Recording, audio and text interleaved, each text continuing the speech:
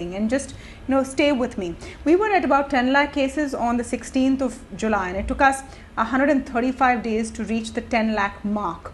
It took us just 21 days to go from 10 to 20 lakh cases in India, 16 days to go from 20 to 30 lakh cases, 13 days to go from 30 to 40, and just 11 days to go from 40 to 50. And that really, I would say, is the most worrisome part. Dr. Soin, I want you to come in here.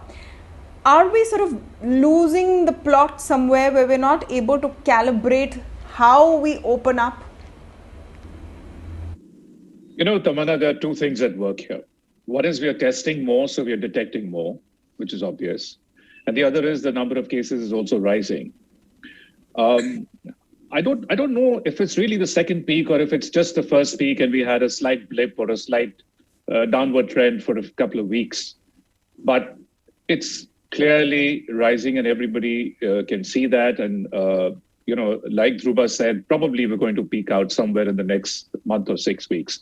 So, yes, I think as far as the social distancing is concerned, as far as masking is concerned, we have lost our plot a little bit, and that must be adhered to. I mean, look at the second peaks happening all across the world, and that's the same thing. They're unlocking, they're not paying attention to masking and, avoiding crowds, and that's going to happen to us as well.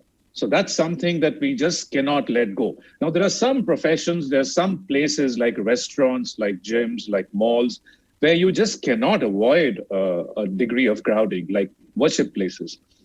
And if you don't open them, there is an outcry, there's an economic loss. So we really are stuck. So it really depends on our own moral fiber to make sure we are masking and keeping our distance as much as possible. Otherwise, of course, the numbers are rising.